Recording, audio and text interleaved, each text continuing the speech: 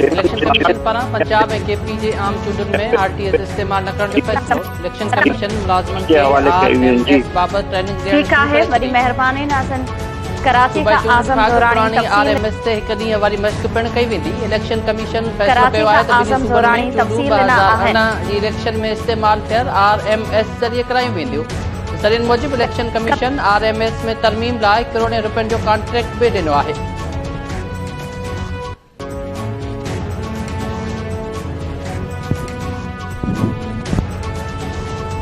चंगेज़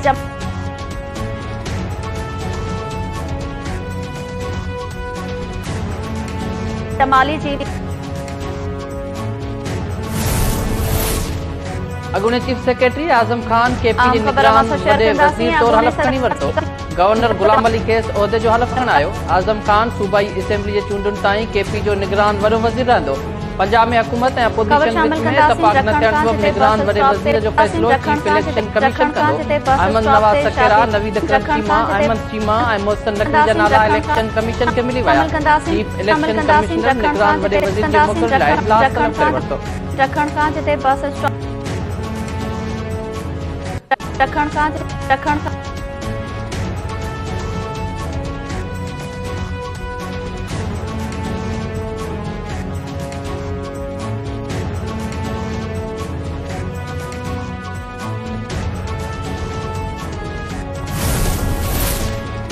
मुल्क में आम चूंडनि वारी मंज़िल वेझो अची चुकी आहे। पंजाब ऐं केपी में बि आम चूंडुनि जो दौहल वॼी चुको आहे। पीटीआई अॻवान फवाद चौधरी जो बयान। शाह महमूद कुरैशी चयो आहे त इमरान खान जी ख़ौफ़ सबबि इम्पोर्टेड हुकूमत जूं निंडूं हराम थी वयूं आहिनि। पीडीएम जो ख़ात्मो थियण वारो आहे।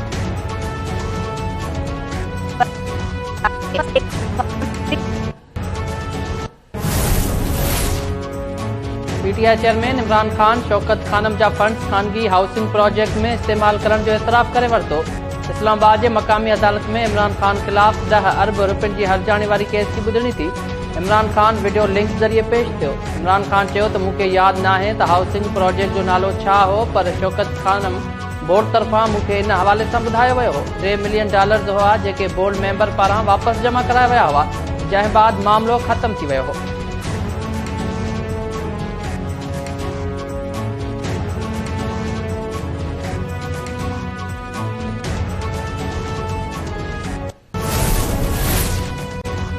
मेयर कराची कहिड़े पार्टी जो थींदो? सियासी पार्टीज़ में राब्तनि जो सिलसिलो जारी। सूबाई वज़ीर सईद गनी जी क़यादत में पीपी वफ़द जी नून लीग जे अॻवाननि सां मुलाक़ात। जमात इस्लामी ऐं पीटीआई विच में बि वेझड़ाई। सईद गनी चयो त नून लीग पक ॾियारी आहे त कराची जी मेयरशिप लाइ पीपी खे वोट कंदा। हाफ़िज़ नईमुर रहमान ऐं अली ज़ैदी गॾियल प्रेस कॉन्फ्रेंस करे पीपल्स पार्टी जी कामयाबी खे मञण खां इनकार करे छॾियो। 4 रुकनी कमेटी बि क़ाइम। अली ज़ैदी चयो त गॾु वेहण जो मक़सदु मुल्क जी बहितरी लाइ आहे। हाफ़िज़ नईम चयो त फॉर्म 12 मिलण ऐं ॿीहर ॻणप बाद यूसीस जा नतीजा तब्दील कया विया। पीपी जाइज़ तरीक़े सां खटे हा त खेसि वाधायूं ॾियूं हा।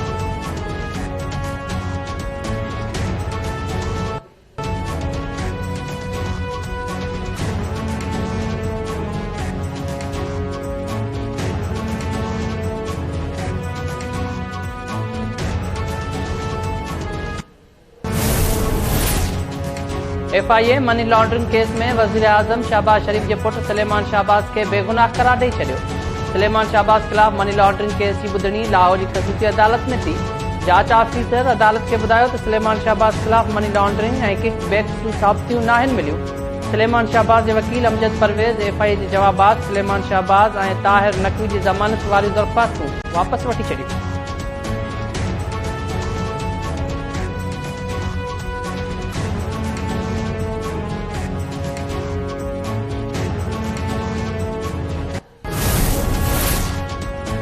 सिंध हुकूमत कराची ऐं हैदराबाद डिवीज़न में अटे की नई कीमत मुक़रर करे छॾी। कराची में अटे की नई कीमत 105 रुपया फ़ी किलो मुक़रर। कमिश्नर नोटिफिकेशन जारी करे छॾियो। नोटिफिकेशन मूजिब अटे जो एक्स फ्लोर मिल अघु 95 रुपया, रिटेलर कीमत 98 ऐं चक्की ते अटे जो अघु 105 रुपया मुक़रर कयो वियो। हैदराबाद डिवीज़न में अटे की फ़ी किलो कीमत 113 रुपया मुक़रर। फ्लोर मिल्स ऐं चक्की ते फ़ी किलो अघु 105 खां 170 रुपया हूंदो। नोटिफिकेशन मूजिब फ्लोर मिल्स ऐं चक्कियुनि खे कणिक फ़ी किलो 95 रुपया मिली रही आहे। सिंध जो सुद समावर वज़ीर शर्जील इना मेमन दिल जी तकलीफ़ सबब हैदराबाद जे NICVD अस्पताल में दाख़िल। डॉक्टर संदसि सिहत खे तसली बख़्श करार ॾेई छॾियो। डॉक्टर्स चयो त शर्जील मेमन जी दिल जूं शरियानियूं बंदि हुयूं। संदसि एंजियोप्लास्टी करे 2 स्टंट्स लॻाया विया आहिनि।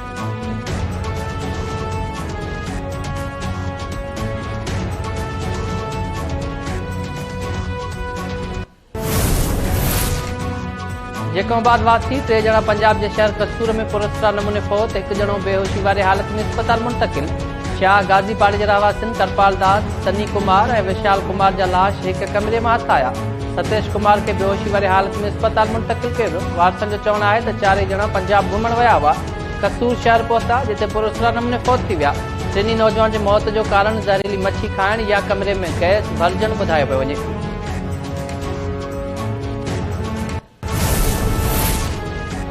बावड़ो वेझो राउंटी जे कचे में पुलिस जो धाड़ेलनि ख़िलाफ़ ऑपरेशन, 2 ॾोहारी मारिजी विया।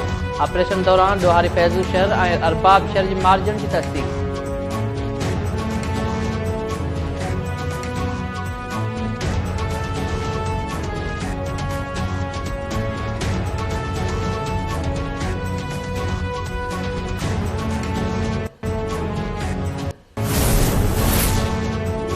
जामशोरो वेझो सुपर हाईवे ते कराची खां हैदराबाद वेंदड़ मुसाफ़िर कोच खाई में किरी पई, 1 ॼणो फौत, 30 खां वधीक ज़ख़्मी।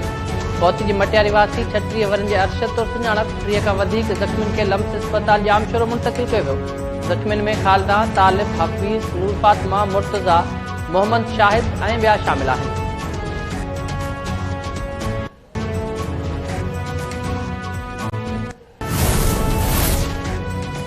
सिंध में अटे जे अघनि ते ज़ाब्तो न आयो, मुख़्तलिफ़ शहर में मुज़ाहिरा ऐं धरना। मीरपुर ख़ास, सांगड़, झोल, ओडेरोलाल, कुंडरी, सकरन, टडो आदम ऐं ॿियनि शहरनि में पोरतनि पारां एहतजाज कयो वियो। मुज़ाहिरीन पारां अटे जी अघनि ते ज़ाब्तो आणण ऐं महांगाई खे रोकण जो मुतालबो।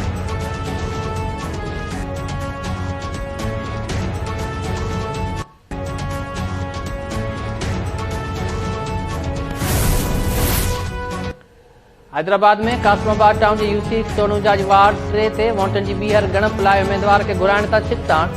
SUP उम्मीदवार अब्दुल समी चांडियो खे घुराइण तां SUP कारकुननि ऐं RO अमले में मुंहमारी।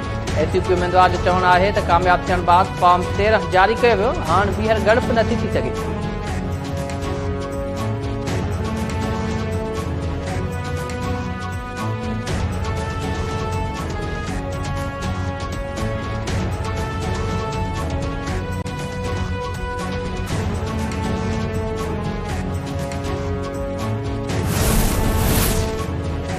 मटियारी जी अदालत अगवाजी केस में अॻूणे SSP आसिफ बुगियो समेत 13 ॼणनि जा गिरफ़्तारी वारंट जारी करे छॾिया।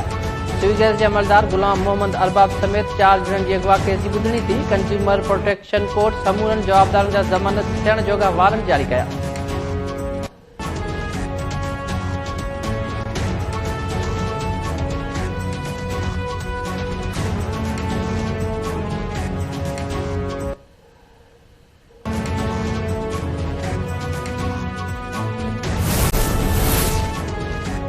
टंडोलियाल वेझो ॻोठ मुरियोस्थान में 2 ॾींहं अॻु मुबैना आपघात कंदड़ औरत जे मुड़ुस जो बि घर मां लाश हथ।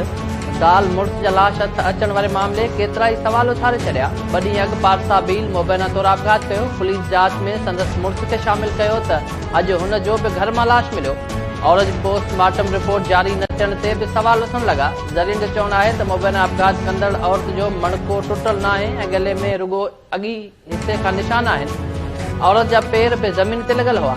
संदसि मुड़ुस जा पेर बि ज़मीन ते हुआ। SSP टंडोलियाल मामले जो नोटिस वठंदे घण रुखी जांच जो हुकुम ॾेई छॾियो।